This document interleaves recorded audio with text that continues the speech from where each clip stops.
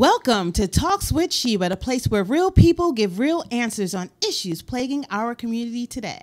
Hi, I'm your host, Dr. Sheba Holly. Thanks for joining us on this marvelous Monday. We aim to invite, excite, educate, and empower. So let's talk. Let's talk about getting made up with Mauridi Cosmetics. Here today we have Mauridi, hey, affectionately called Benji,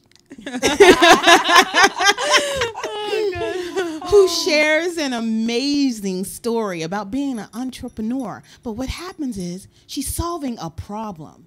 So let's hear what other entrepreneurs have to say.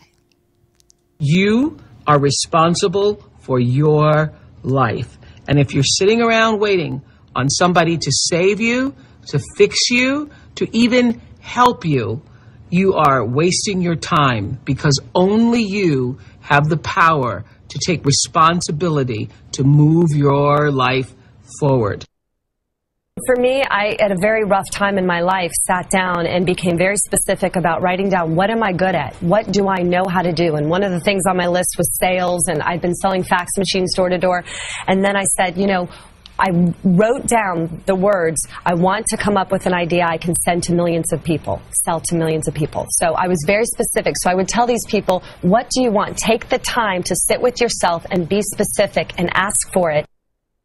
I knew that I wanted to change my life. I knew that I didn't want to go down the path that I was going down because I got scared, and fear is a great motivator. You want to know what I have learned about myself and what I have learned about every great salesman or entrepreneur I've ever worked with? If you can get in the habit of going through the door without the answer, and our education system tends to make you want to have the answer. If you walk through that door, people are amazingly smart. Once you're in there in hot water, you discover the answer. I just didn't spend money on myself. I just dumped all the profit back in the business, and we were buying vintage stuff, you know, for years that it costs $5, $10, $15, $50, and you're selling it for, you know, $100, $200, $1,000. I mean, I've bought things for $8 that I've sold for $1,000, and that's really good cash flow, right? I didn't know what that word even meant, you know, but it was just like, it looked really good, just like building in the bank. I have found walking through every door, believing that I'm going to go through the door or jump out the window, I'm going to learn how to fly on the way down. And you want to know, I have always had my best successes. And so I wholeheartedly believe in the belief that all of us have the right to be there, ask for what we want. We all can be rich. We could all put our dagger in the sand or whatever that thing is called and say, that's me, I'm going for it, what the heck. And I don't think it's a reserved right for anybody. And that attitude has been more responsible for building my business and my career than any other thing. What inspired me to go into fashion when I was leaving the banking industry was the fact that I knew that I had creative talents. I knew that I wanted to set up my own business because I was no longer enjoying working where I was working because I didn't go to university, and I noticed that those who had university degrees that were being brought in were being brought in above me, despite the fact that I had moved into the banking proper sector of the bank. So I decided that was the time to move on. I resigned, although the managing director at the time refused to accept my resignation for 3 days. And I told him I was going to come back with the same letter after 3 days. So he was forced to let me go. I started working out of my apartment with a team of 2 who helped me turn my concept into a reality around my kitchen table for 2 years. Like most startups, we had to fundraise. I asked a lot of people I knew to invest, including some people who didn't have a tremendous amount of money. So I told them, only invest if you're prepared to lose it. I was so scared. In the end, over 100 people invested. With that money and a personal investment, we set up an office in Hong Kong for sourcing and production. I tell young people starting out, find something that you love. Find people that you want to work with. Find a company whose ethics and values you subscribe to. And what I always say to people, if you are not entirely comfortable with the people that you're working with and how they are behaving, run, do not walk for the exits. When I grew up, my dad used to encourage my brother and me to fail. So I would come home from school and sit at the dinner table, and my dad would say, "Kids, what did you fail at this week?" And if I didn't have something to tell him, he would be disappointed. So if we weren't failing enough in our home, it meant we weren't trying new things. I stopped pretending to myself that I was anything other than what I was, and began to direct all my energy into finishing the only work that mattered to me. I was set free, because my greatest fear had been realized, and I was still alive, and I still had a daughter whom I adored, and I had an old typewriter and a big idea.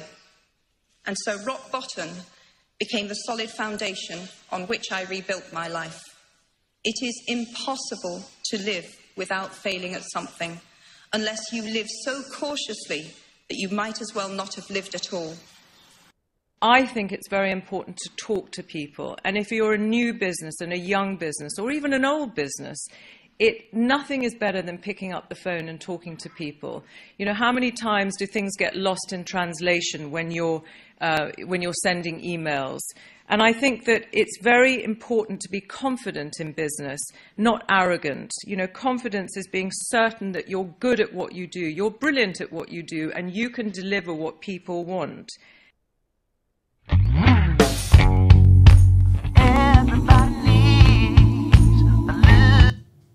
Wow, so many amazing women. And I have two with me tonight.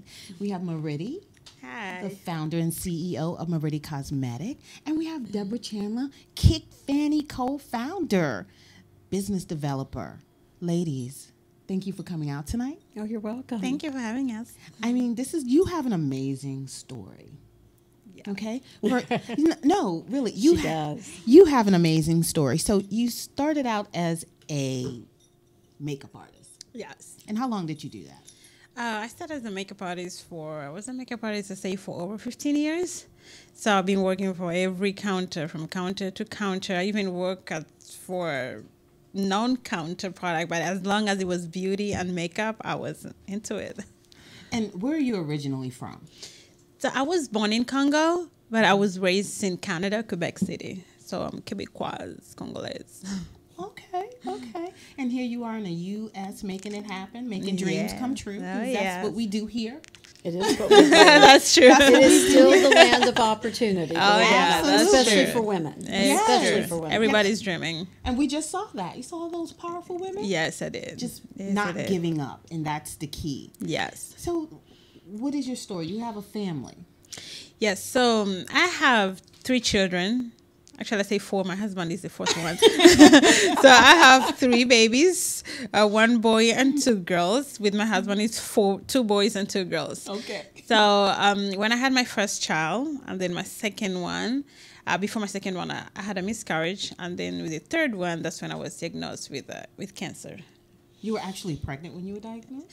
Yes, almost about to have the baby. Wow. And then, they start coming out, I start feeling like the itching and the discoloration, but I let it go. I was like, it's just a reaction I just got from it. Let's just go over.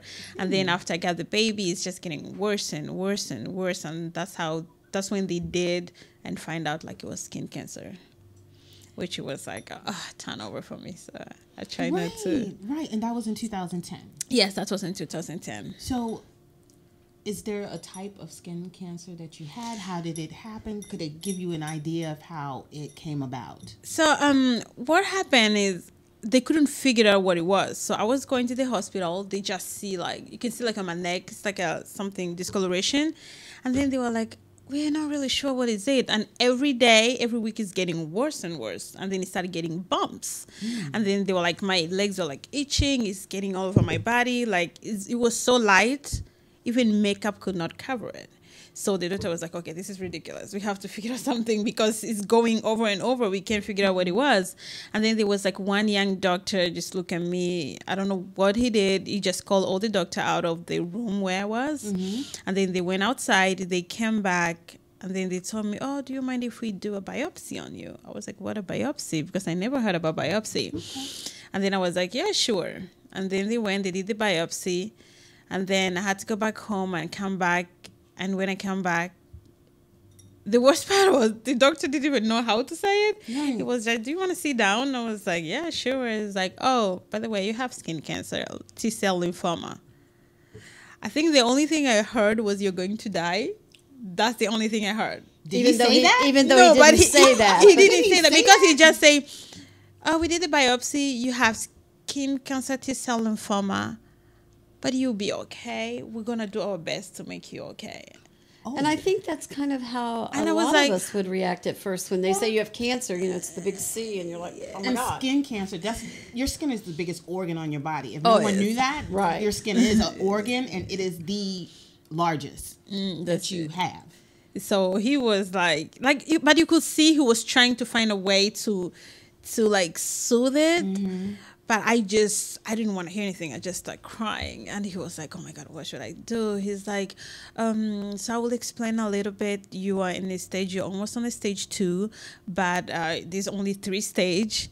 Oh. And I was like, and then I just ran out of there. Let's make the news a little bit worse. Right. So at Stage least 2, and there's only 3. Right. You would think 4 because you've heard it's Right. Yes, I know that. So, and then the only thing I remember I did after that was leaving the room, going to the bathroom. There was 2 men standing around, and they saw me crying. And they were like, "Are you okay?" I didn't want to talk to anybody. I just went to the bathroom and started crying. Called my husband. I was like, "I'm going to die. I'm going to die." He's like, "What do you mean you're going to die?" That's a man. He's like, what do you mean? You're tired? Or Until you're gone, don't call me.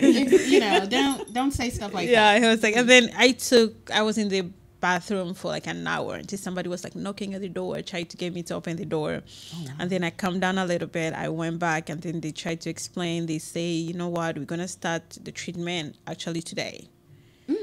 So we are not gonna let you go because it's really going over," and the bumps was getting really big. Really? So it was just, I don't know, it was just the worst time. Like, it was the worst time of my life. And when I did the treatment, I had to take some medication.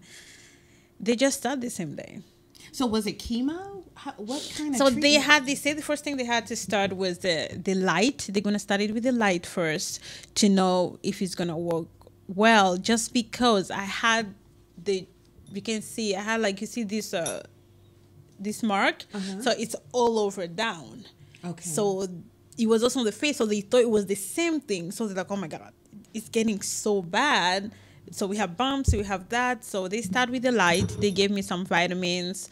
It's a lot of things. All I know is that I didn't even know what was going on. I was just in the shock, and they just have to start doing it. I was like, okay. The same day. The same day. And then my husband came to pick me up. And you said they also gave you shots. Yes, they did. Yes. So, and then they started treatment, but we did a lot of light, how they call it, the light treatment. So after they were doing other treatment combined with the light, it was helping with the discoloration going away. Okay. And then, you know, the worst came after the treatment. That's when the skin was getting extremely dry. Oh my God. I was like itching so bad. Sometimes my husband will tie my hands because it was itching, that when I scratch, I will have like the skin come out. It would come off your body? Yeah, because it was so dry. So it was so itching, so I would scratch it off. Every time I scratch, I feel better, which was really bad. I know, it was so bad. So how long did that last? I did the treatment for, I think, 8 months. I went with it for 8 to 9 months. In 8 to 9 months, I started seeing my skin coming back. But the worst part for me, I feel like the worst part wasn't while you're doing the treatment? chemo, the treatment. It was after, because the skin is Tight. so tight that I feel like I just need to cut it off. Like, it was so bad. Like, for me, it was like, I never get sick since I was born. I never went to the hospital. And then the first time I have to stay in the hospital and stay there it was for cancer. So, which it was, it was really, really bad. And then my husband started crying. He said he never gonna cry, by the way he did. Oh, wow. He was like, I never see him cry. He's like, the pain, he was feeling more the pain.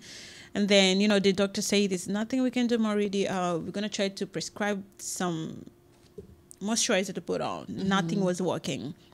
I try and trust me, with 15 years in beauty, if there's one thing I knew is cosmetics, like from expensive to the cheapest. I went to high-end cosmetic, buy a product that is $800 to go back to buy a product that is $8. And it was just not enough. Crying and crying and crying and crying. Every day I come home, I didn't want to do anything except crying and scratching myself. So my grandmother and my husband will wrap you hold up. my hands, yes. And then my grandmother was like, you know what, that's it.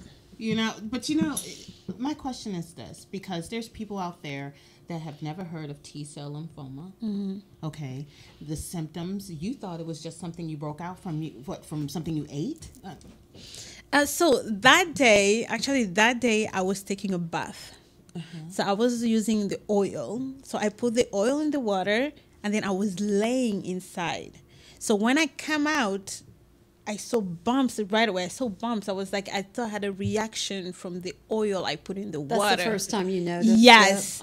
Yeah. So that's the first time. And then I was like, wait, it's just a reaction. Yeah. After 3 days, it was now discoloration. I was like, huh? But don't you think that's kind of, and women are absolutely, and I'm a woman and I'll include myself in this, we're the worst when something's wrong with us. Yes. Rather than go to the doctor, we'll like, oh, it's not that bad, and we'll, it's probably It'll go just, away. it'll go away. And then when it doesn't, like in your case, I can see why you went ahead and went to the doctor. Yes. It was time to go. Wow. So, and the baby, did all this impact the baby at all? Because if you were already pregnant...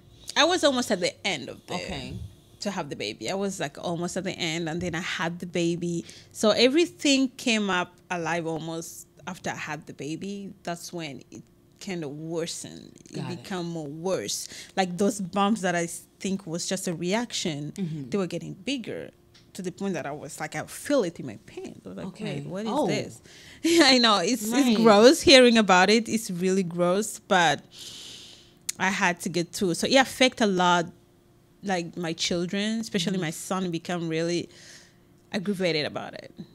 Like, especially we walk to school or we walk outside, people will look at me. Like they won't pay. It's not like they're looking at me in a good way. Like you're talking to people, they're just looking at all the stuff on your face. So my son will get really bad, really. So on your face, because you don't have pictures of this, and this show is to educate, really. Did it look like acne? No. So the first thing on my face, it was a discoloration. So I'm light. It will look 3 times lighter. So it was. You can see. I don't know if they can see, but you can see this mark, right? But it was lighter than this. Everywhere on my face, on my arm, and then it's starting to become like a... So you were losing pigmentation, basically is what the you pigmentation were doing. was going, but instead of me being darker, it was just getting lighter and lighter and on the spot. And blotchy. Yes, it was like so, like not even... I can't even say it was just white. Wow. And I'm the whitest woman in America. So if you were whiter than this, there was definitely a problem. No, it was white paper. Like it was so white that even if I put the foundation, so I couldn't even cover with the darkest foundation. Wow. Because it will look, it will come because through. It looked strange. Yeah, it will look white under the darkest foundation. So I tried to get my face really dark so that, people won't see and then wear a long sleeve, but it wouldn't work. Wow. It wouldn't work. So, well, still to come, desperation leads to matriarch ingenuity after these messages. Are you or someone you know suffering from stress, anxiety, or depression? Have you experienced feelings of frustration due to lack of family and/or career support? Let's talk. Relationship issues got you down? Get the help you need. Contact Dr. Sheba Holly, mental health advisor and life coach at clarity.fm/Dr. Sheba Holly. That's DrShebaHolly. If confidentiality, comfort, and convenience is important to you, guidance is provided on your terms. You deserve peace of mind. Contact Dr. Sheba Holly, mental health advisor and life coach at clarity.fm/Dr. Sheba Holly. That's DrShebaHolly. Get answers now. Make your appointment today. Let's talk. Clarity.fm/Dr. Sheba Holly. That's DrShebaHolly.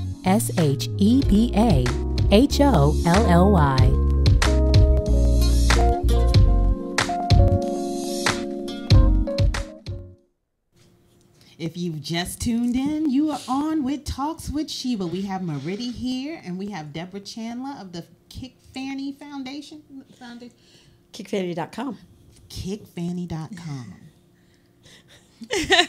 So you know she kicks Fannie. Yeah, she kicks fannies. Out of desperation, what happened? So what happened is, at some point, my grandmother was like, "Oh, you know what? This is not working well. Like, you're crying, you're doing this thing." She say, "Let me just try to do something." So she will get she'll go to the store, get like avocados, all the, how you call them, sorry, my English. All the she get a lot of vegetables. She get a lot of plant, and then she brought them home. She mix them and then cook them, and then the oil and the water will separate. Okay. So what she did, she took the oil, she bathed me with it. The first time she did it, I went outside. I swear, I think I was naked while I went outside running. I was so happy because that was the first time in so many months I could feel a relief. Wow. Like I almost cried. He really hated her. I was like, all this time you let me go through the pain, and there's something you can do about it. But she didn't know, because anytime we think about grandma and their remedies, it's like, oh gosh, thank you. I'm from Louisiana and Texas, and my grandmother had some remedies that would scare anybody. and rattlesnake. Possum. Yeah. Oh God.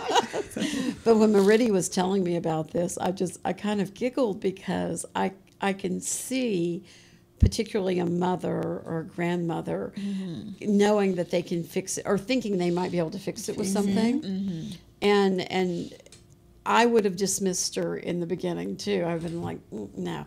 I'll go buy the $800 cream because we know it's going to work. Right, $850. It better work. Yeah, that's That, I mean, your grandmother just mixed up a potion. Yeah, she just went and buy something and make the oil out of it, and then after that, I will just use jojoba oil. Like she will just put all the oil together every time. So before I go to the treatment, she put in a bottle. I will go there after the treatment right away, right there, because when I did the treatment, I had to be undressed, like right there before I put my clothes on. My husband will take and rub all over my body. Oh wow! And then I'll put the clothes, and then I'll wait a minute, and then I will just leave, and no pain. Really? Yeah, no pain. I was like, what the hell is this? But I think the formulation that your grandmother used that was amazing was avocado and jojoba and then almond oil with some sort of milk mixture. And she made compresses out of it, which I thought was ingenious, considering. I mean, when you've ever had a rash or something, because you scratch it once, and all scratching does is make you itch more. Exactly. Yes. And I can't even imagine having something like that over my entire body. Yeah, you're right. And the one thing that she also did was the milk. So she put the milk. This is the most weird thing. So she'll take milk. She go to the store, or she will buy the milk wait. No, milk. Milk to drink. Regular cow. And then wait until it's bad. Spoiled? Yeah, it's spoiled. So it's like yogurt. It's like yogurt. Till it curdled. Yeah, God, it smells so bad. Like buttermilk. Yes, and then she'll take it. And That's 2 yucks. 1 yuck and 2 yucks. Yeah. And then I will take it and put it as a mask on my face. And then she will take some of the oil she made. I'm not gonna say it. Secret. So she mixed that Secret oil. Formulation. She put it on my face. I think that's what bring my color back to normal. Like even the acne. That's what really I was getting ready to does. say. She I was does. like, and No, you know it what's wasn't like funny? this before. No. Remember I told you I was stalking you on the internet, and I said, could that be her? And I thought, no, that's not her. Her face is gorgeous. I really did. I was like, that couldn't be that could not be her. But definitely was you. When you walked in the door, I was like, wow. It is. It was her. But it was a lot of work. So when she put that, whatever she was doing, it helped even the acne mark that I had. Yes. It just cleared out. You just like, because I was like, wait, I don't really need an acne. I don't need chemical to do it. So I was doing that all the time. And until today, I'm still doing it at least once a month as my mask. Oh, wow. So my face will look like this. And you don't have a pore on your face. No. I used to, but I don't You anymore. look 12. You don't. Look, she looks 12. No. It's just, I did a lot of, it's a lot of work. You should see my grandmother. You should see her. She is just... Yes, because she came from Africa and there's a lot of sun. That sun, like she's light everywhere except for her face is darker because of the sun. Really? But you can look at her, she's like, wait, at your age you should have like 10 million wrinkles. Wow. And she doesn't. Not that much. We're bringing Grandma on the road with us. Yes, we She really does are. have, but it's not like, oh my God, she's so, like her legs, even better than mine. She has no wrinkle. My grandma has some nice legs too. She is something else. So, and she made that. And she made that, and then until today, I wish she speak English. She doesn't. I wish, oh my God, I wish she speak English. You can explain what you did, but she only speak French a little bit, so she speaks Swahili. Hello, we have she only Swahili. Hello, she only speaks Swahili. Yeah, you know, I mean, kids are taking that in school, Swahili and French. Every day you can get someone to translate whatever she says. And then I told her, she's like, no, I don't want to. I don't want to. Just skip it. But I mean, that is so special because a lot of times, and I know this is probably way off from what we're talking about or thinking about this time, we don't value our elders. No. Well, they know so much. Yeah, and I believe in Mauridi. Really hasn't, I don't think, thought about this a lot, but I have since I've met her. I definitely, her story is so rich with family and wanting to help other people. That's what really struck me is very special about her, but even more so her grandmother, because her grandmother was trying to, save her all of the discomfort. And I believe one day that Mauridi will write a book. And I think Grandma will be in that book whether she likes it or not. I know. My daughter is trying to teach her how to speak English.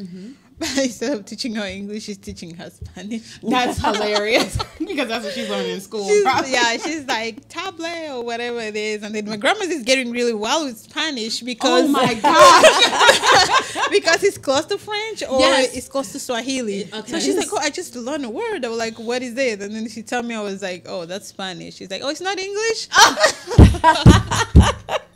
So she's funny. Wow. So here it is. Here you are with Mauridi Cosmetics. And it's a botanical cosmetic line. And I mean, out of desperation spurred this company. Oh, look at that, guys. Look at that. Her branding is phenomenal. Sure, that's my best. I have to sleep with that. I can't sleep without that. I have to. I tell people, even when you have acne or you have an oily skin, you beat the oil with the oil. Oh, you have to beat the oil with the oil. That's Where's how my mango cream? Because that stuff is the nectar of the gods. The mango cream is absolutely the nectar. There it is. You've got to tell her about, or you got to share with everyone about the logo, because she showed me the product packaging and everything, and I was so excited when I saw it. And I was like, that is a dynamite logo. You must have spent a fortune on it, getting a graphics artist to do it. So I was there sitting. I was like, oh my God, what do I do with the logo? I tried to write. I was like, I don't know what to do. And then I called people. They asked me for like $3,000, $6,000 to create a logo. I was like, why is everything has to be expensive? And then my son was like, Mom, you can just make it easy. He's like, what's your name? I was like, Mauridi. He took a pen. Mauridi, and just did the signature. So you see the one they put in the middle? Yeah. It was supposed to be Mauridi down, but they put it down. He's like, Mom, there is a logo. Find somebody to create it. Just and how old is he? He was, at the time, he was 8 and a half, almost 9. Now he's about to be 10. So, and then he was like, there you He'll go. be the president of the company one day. And then I was like, how am I going to find somebody to create this? He was like, oh my God, my mom is like so slow. And then she's like, he's like, the website where you look, there's like Craigslist. You went on Craigslist? Yes. And find this amazing boy just came from school. I was like, my son just say this is the logo. Can you try to find something to do with it? He's like, okay, but the signature down, I'll try to work with it. And then he created the list and then he sent it over. My son was like, nope. He said no. No. He's like, no, again. And then he did it and my son's like, there you go.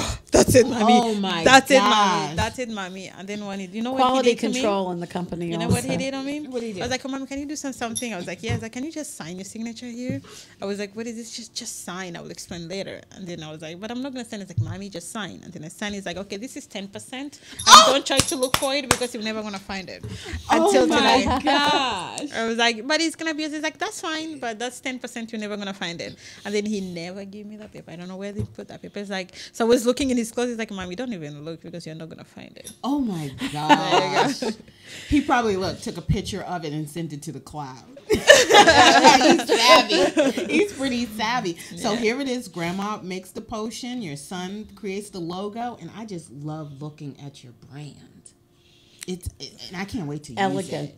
Oh, you should. I have some stuff I for can't you. wait to use it. I mean, Botanical, and my daughter has skin issues, and I can't figure it out. And she always stares at me. She says, Mom, did you have acne? I was like, no, but your dad had a pizza face. I was like, so that's his thing. That's his side. But it did not come from your mother. Right. But her suffering, when I look at him, like, wow. I was like, okay, when they were growing up, the kids, I wouldn't feed them a lot of pasta so they wouldn't have acne. I was like, what clogs the pores? What this? Got to keep them flowing, their intestine, and all these things. Drink water. Here, water. Only juice. No soda in the house. All these things. But there's just a little bit more that you need to do. You have to know how to take care of your skin. Yes, that's true. And do it naturally. Now, could you explain that? What is it? SP something? SPF. The SPF. SPF.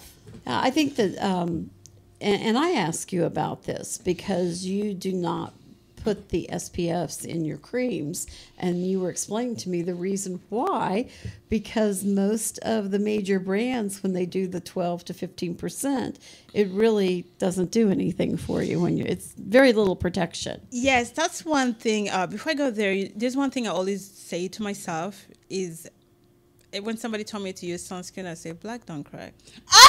Why do I need sunscreen?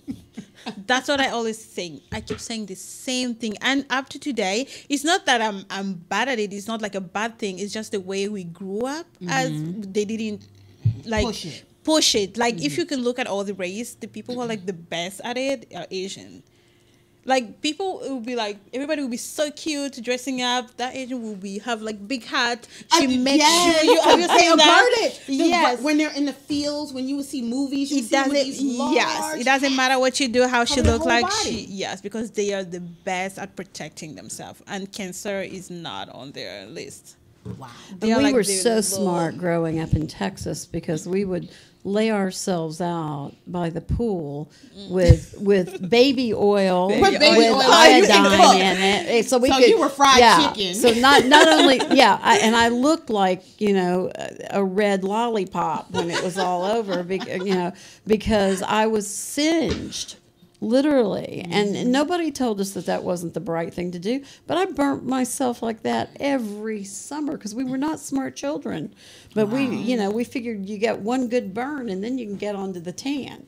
Oh, Lord. It was crazy. And nobody told us we could get skin cancer. Yeah, you get it from a lot. Even us, even every like I tell everybody, ethnicity, colors doesn't have to do with burning. Yeah. You burn either your whatever color you're doing, you're gonna get burned and you're gonna get skin cancer. So yes, you're gonna peel about it, and that's one thing. Like if you can look at every African people or African American, one thing that we suffer from is discoloration. Right. We always light here and dark here. Right. Like, there's no science behind it. We do not protect ourselves from it, from the sun, so it's just getting darker and darker and darker and darker. That is just, there's no science. You don't try to find it. It's just because you don't wear sunscreen. And of course, we have a lot of chemical in our product as well. But one thing that I always say, people go and buy the sunscreen. They tell me, like, working in cosmetics, they'll be like, oh, but I use face cream is 15%. I was like, honey, 15%. Honey. Sweetheart. 15% is enough for you to get out in your house all the way in your car. Ooh. That's how much you're protecting yourself. Just enough for you to get in the house or at your job and go in the car. It's like, but I don't work outside. I work inside. I'm like, so where do you see it? Oh, by the window. I'm like, there you go. You're frying yourself even more. Ooh. Because by the window, that window is getting so much heat. Yes. It's just killing. It's just like frying you. So you think you are not exposed to sun. You are exposed to sun the whole year round, even during the winter. Well, and one of the biggest things that I don't think women realize is, and I have it here, if you look at the side of my face, and I was telling you I was going to the dermatologist, I can't wait to see what he says, but just from being in the car, in the car, inside the car, because the sun beats down on this side of your face. And women do not realize, they start getting the spots and stuff. And I've got 3 or 4 spots over here that I'm having checked. And it's, so if you see those discolorations, you really should get to a dermatologist. No, yeah. And you know what I used to do too? When I was younger, I would always have cars that had sunroofs. Okay. And they would beam down, and I always wore tiny, tiny skirts. Of course you did. You were sassy. So they were like tiny skirts. So when I would get out of the car, I would have tan lines on my leg. So part of my leg would be lighter, and then the bottom half would be crispy. It would be kind of crispy, and I was like, "Yeah, I have a sunroof." Yeah. I was like, "This is dumb. You're rocking it. Weird."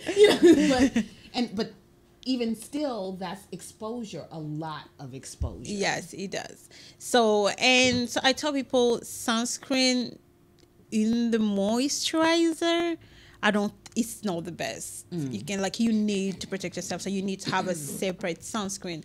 And then they're like, hey, it's a lot to mix product. I'm like, no, it's not a lot. Just put your moisturizer, wait a minute, take a sunscreen, because trust me, you don't want to get the cancer and then say, oh, I wish I've done it. Right. I wish I've done just 2 minutes. That is going to take you your time. Just do it. It's not going to so that's why people are asking me, so why you didn't put sunscreen in your product? I can never put sunscreen on it. First of all, it's not a good thing. Once you put a sunscreen on the product, it kills the power of both ingredients. Got it. There's an ingredient, it's just going to kill the power, the effect of it. So I just rather, you have to use a separate sunscreen. Always have to use a separate sunscreen, and we don't have natural sunscreen yet. I'm sure they're still working on it to get a natural sunscreen. It's called a wide brim hat. We did not create. They haven't had that's what natural sunscreen's called. That and stay out of it. So, unexpected connections. Finding KickFannie. So finding my brother. Finding my Debra. Me and her, we have a lot of connection, people around us that we connect us together.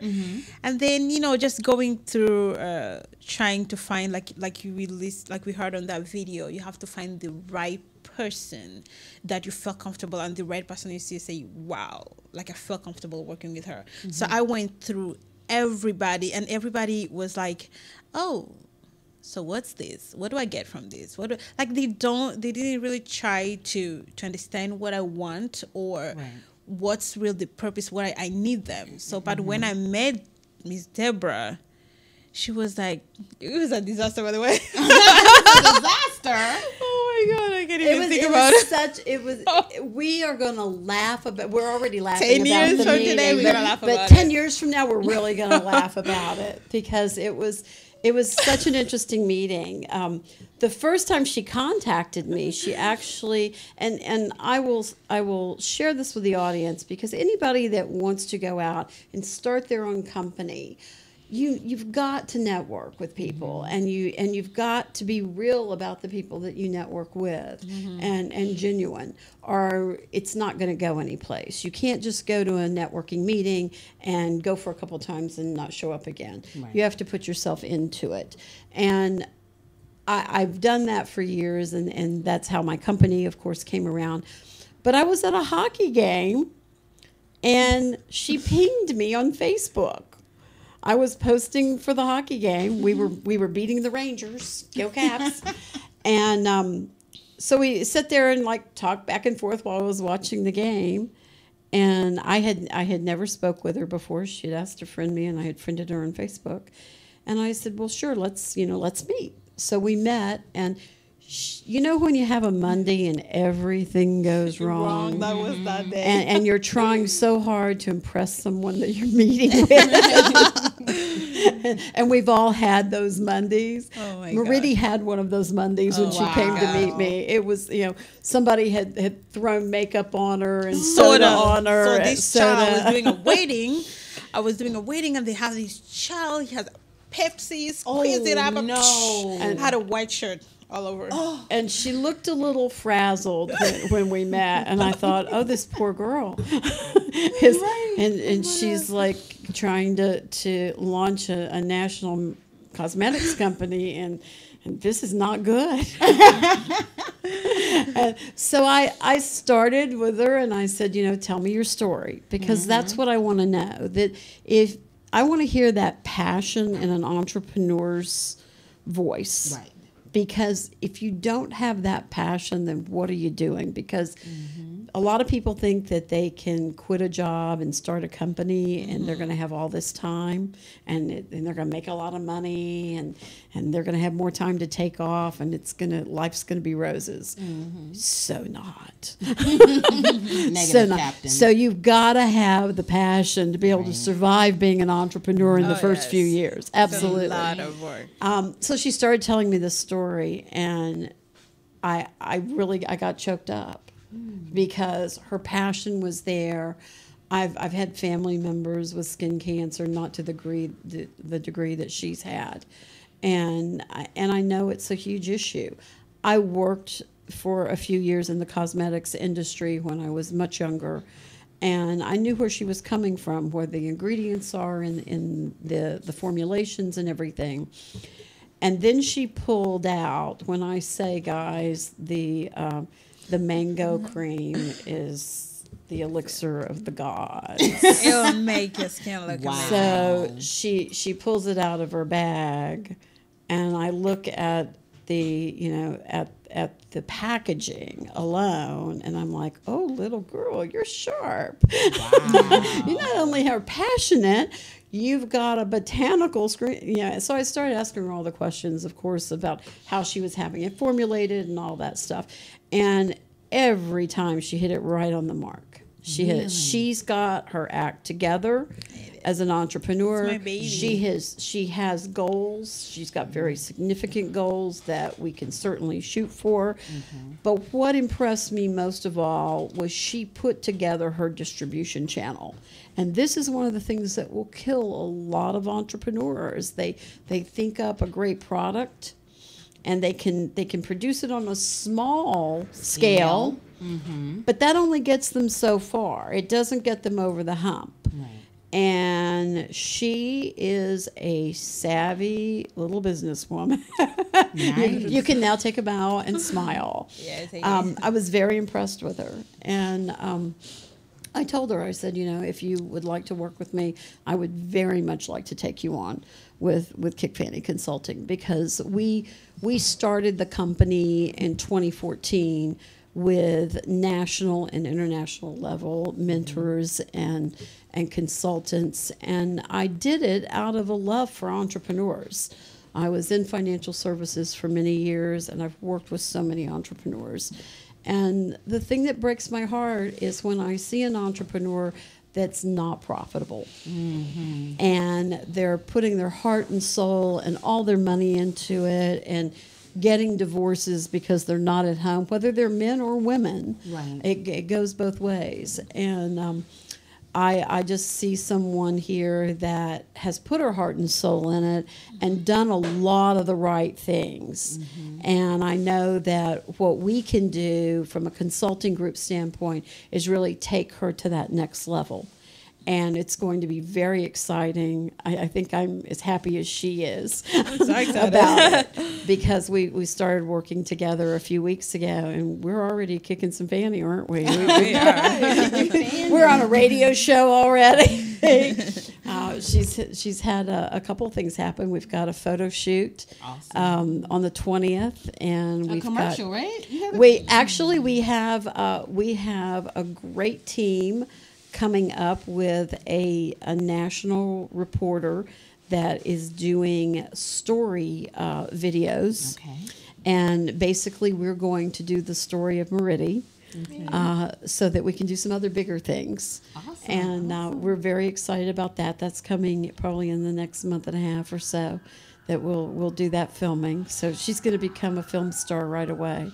And we're going to be out literally across the U.S. talking about skin cancer and Mauridi's story and the fabulous formulations that she has come up with and is putting out. And I would encourage everyone to go to Mauridi.com, because the products, the products now are online and can be purchased, and they're fabulous.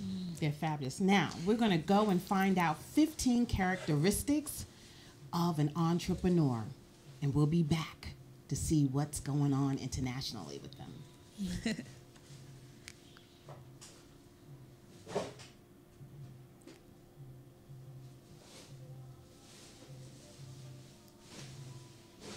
I guess we're not.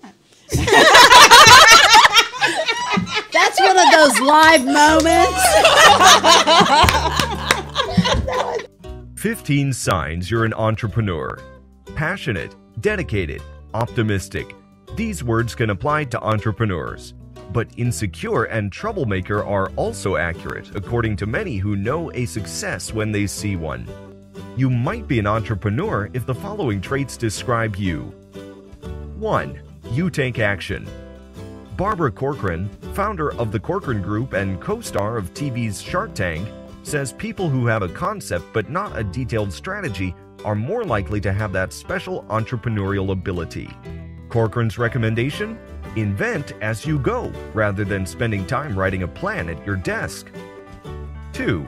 You're insecure. Many entrepreneurs are really insecure underneath, Corcoran says. Those who are nervous about failing can become hyper-focused on success. If you feel insecure, use that emotion to drive you to achieve your business goals. 3. You're crafty.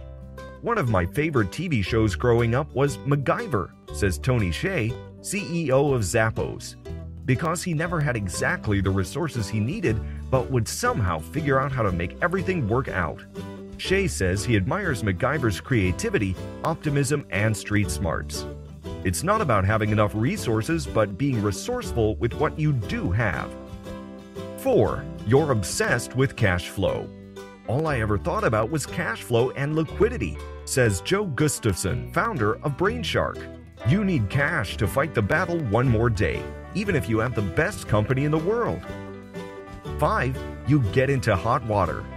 Stefan Bork, founder and CEO of Incognito Software, says true entrepreneurs are more likely to ask for forgiveness than permission.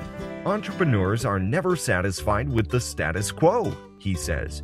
Bork says, I wish my employees would get into more trouble because it shows they're on the lookout for opportunities to improve. 6. You're fearless. Where most avoid risk, entrepreneurs see potential, says Chef Robert Irvine, host of Food Network's Restaurant Impossible. In some ways, he says, entrepreneurs are the ultimate optimists because they operate under the belief that their investments of time and money will eventually pay off. 7. You can't sit still. Entrepreneurs have unbridled energy that fuels them long past the time when their employees have gone home. They're eager, excited, and energized about business in a way that makes them stand out. 8. You're malleable. If you have only one acceptable outcome in mind, your chances of making it are slim, cautions Rosemary Camposano, President and CEO of Halo Blow-Dry Bars. Smart entrepreneurs consistently evolve, tweaking their business concepts in response to market feedback. 9. You enjoy navel-gazing. Entrepreneurs need to be comfortable with the process of evaluating their own performance, says Laura Novak-Meyer, owner of Little Nest Portraits. Little Nest surveys every client to ask for opportunities for improvement, and Meyer has worked closely with a business coach to identify personal areas where she needs to improve. 10. You're motivated by challenges. When confronted by problems, entrepreneurs rise to the occasion.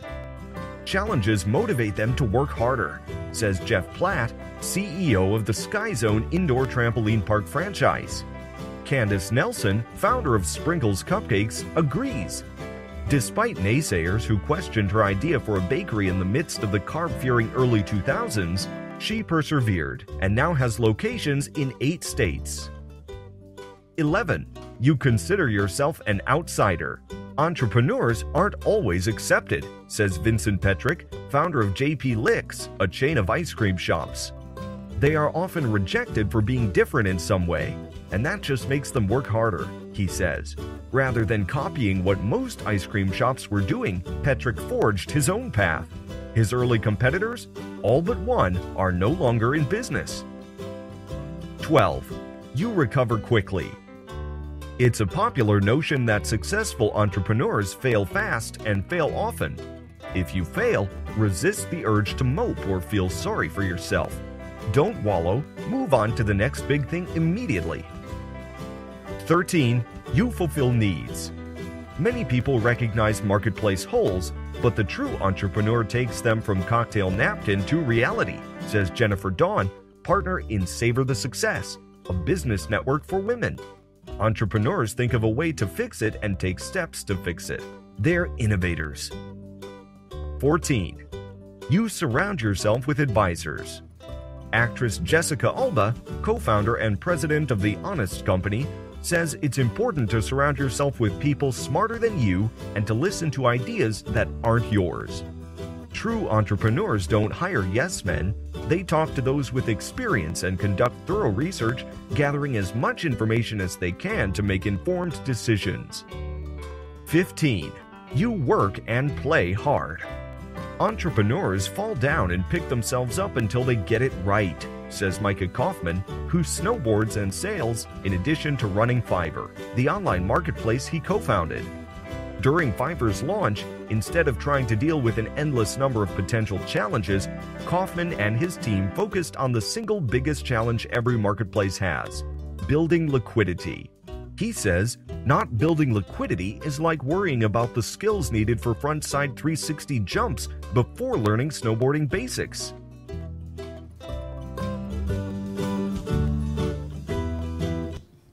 So we're back, and I want you all to remember to go to www.Mauridi Cosmetics, .com, and www.KickFannie, that's FANNIE.com. Yes. Perfect. You got it. You have to. It's a must. And we're on Twitter and Facebook too. Yes. All the social media is at Mauridi Cosmetics. Okay. And that's MAURIDI, cosmetic.com, KickFannie.com. And of course, you know, I'm www.talkswithsheba.tv. Okay. I mean, it's been a wonderful time with you two ladies. I really enjoyed your company. Thank you for having me. I look forward to seeing more of you all. Yeah. You absolutely in the near future. You're going international. That's a big deal. And like we talked about before, my daughter had some skin issues. She still does. Had skin issues, and you said your son. Yeah, my son has eczema too. So he used to have eczema, and that's one thing I want people to understand about this skincare, about this botanical line, is it's not only you have to have cancer.